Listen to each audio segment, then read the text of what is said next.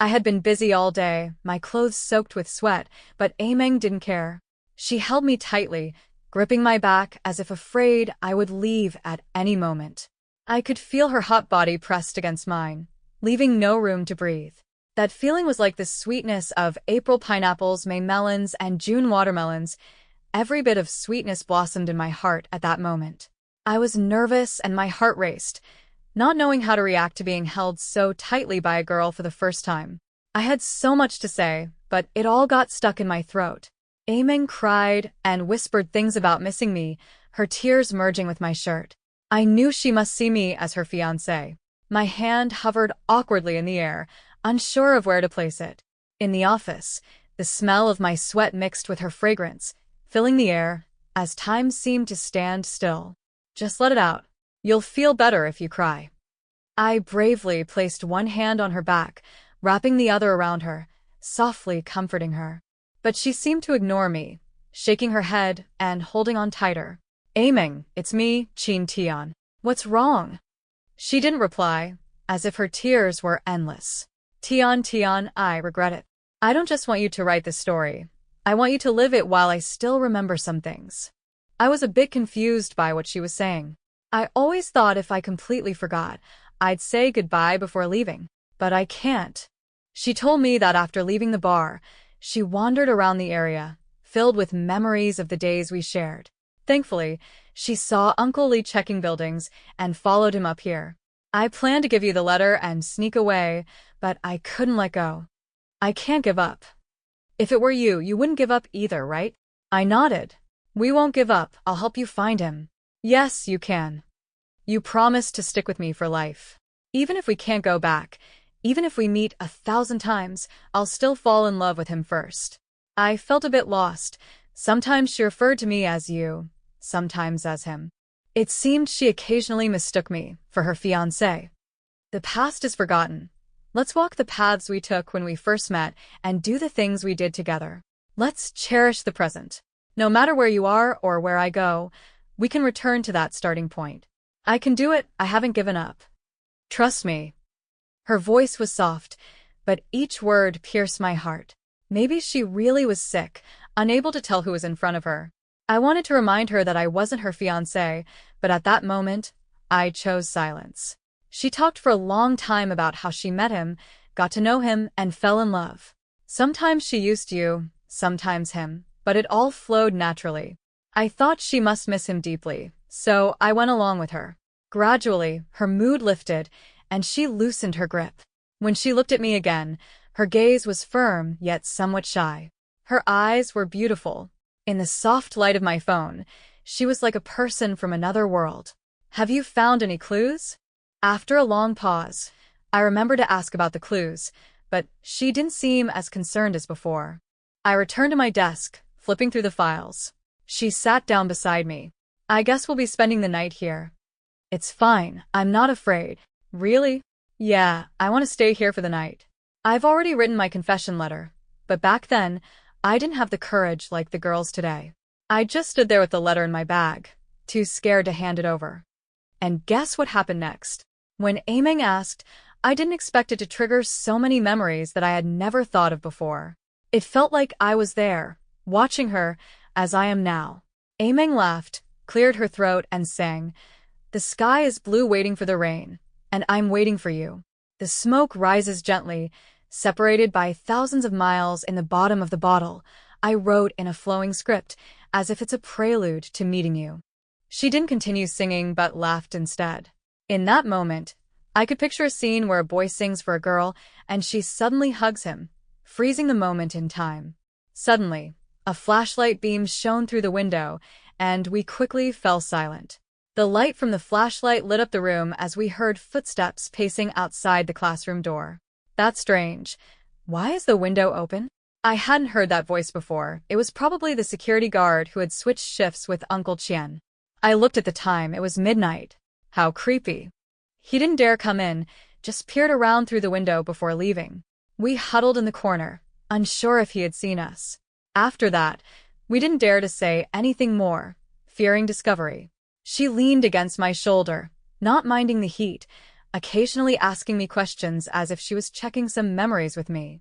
I don't know how long it was before she fell asleep on my shoulder, murmuring that she was afraid of forgetting him. I knew she had only slept for a little over 3 hours in the past few days and was completely exhausted. Looking at her face, I couldn't help but feel jealous of her fiancé. As I listened to Aiming's stories that night, my mind filled with her memories, as if they were connected to me. Gradually, I felt heavy-headed and closed my eyes. I dreamed of living with a girl. It spanned almost 10 years, going to school together, taking exams, graduating, and living together. Maybe because I had listened to Aiming's story, the girl in my dream looked just like her. When I woke up, Aiming was still asleep. She looked beautiful. I checked the time. It was almost 6 a.m. We need to hurry, or the door will be locked again. We stood up and opened the window for some fresh air. What I saw outside left me stunned. Behind the classroom was a long corridor leading to another teaching building. When I turned back, I noticed the large office was filled with cluttered desks and chairs. The files and cabinets had disappeared. What? Aiming was already standing, her eyes wide with surprise, covering her mouth with her hands, trying to contain her emotions. I'm back. She looked at me, adjusted her emotions, and smiled. Let's go. Tian. We're going home. I was a bit dazed but didn't have time to ask questions. The classroom door was wide open and unlocked. We walked through the corridor into the teaching building, then out of the school, and took a taxi straight to Hefei South Station. We bought tickets to Haicheng, and Aiming couldn't contain her laughter, the gloom of the past few days gone. I had so many questions to ask her, but she didn't give me a chance, turning the tables and asking me many things instead. It was then that I slowly realized some things were becoming a bit blurry. With her questions, memories I hadn't recalled started to resurface, as if some dormant memory had awakened. She held my hand tightly the entire way until we arrived in Haicheng and entered a rental apartment. It felt strangely familiar, yet hard to believe. When she opened the door, everything spun around me. The walls were covered with our photos from high school until this year. There I was, standing next to Aiming in a gray tank top and a black backpack, with my arm around her shoulder, making a heart shape for the camera. I'm your fiancé? Aiming laughed and nodded vigorously, tears flowing down her cheeks as she finally released my hand and hugged me tightly, crying. We're back. We're really back. My mind went blank, and I couldn't process it for a while. Everything in the room felt unfamiliar, yet staring at them brought back memories. Look, this teddy bear is from when we passed by McDonald's in college, and I insisted on having it. You ordered a kid's meal just to trade with me. And this, remember when you made me a ring from leftover copper wire during metalworking class? You said I could use it to trade for a diamond ring one day. And this gift from you. Aiming opened a box that sparkled in the light, reflecting off the ceiling, inscribed with, Aiming, happy birthday. And this, the poetry book you gave me. Aiming pulled out a handmade poetry collection, saying it was something she created while missing me, filled with poems about me. And there's more. Aiming excitedly shared these little moments as if she were a child, and slowly, my memories began to return. Or perhaps it felt more like a blending and layering of old and new memories. I couldn't tell if I felt more joy or shock. The thought that the girl in front of me would be my wife was almost unbelievable.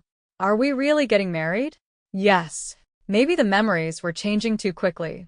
I needed some time, using Aiming's words and the objects around me to recall, but I knew I was different now than I had been just a couple of days ago. I saw the vase on the table. I had bought that. And the blue sofa. We had carried it up together. And then, a sharp pain shot through my head. Clearly, I couldn't remember too much right now. Don't rush it. Take your time, and you'll remember everything. I spotted an album on the bookshelf. Yes, I remembered Aiming loved printing photos. Opening it revealed a treasure trove of memories, capturing our 6 years of love. There were pictures from before we officially started dating, images of our temporary classrooms, the 5th floor corridor, and friends like Wang Lijia and Fatty. The last photo was of us trying on wedding dresses, me with my arms around her waist, her hugging my neck, both of us radiating happiness like the luckiest people in the world. On the back of the photo was written, "In countless worlds, it's only you and me." We've known each other for almost 10 years, and we've been together for over 6. You'll remember everything. Even if you forget, so what? We'll reminisce together and create new memories together. Don't say anything. In the future, we'll be inseparable.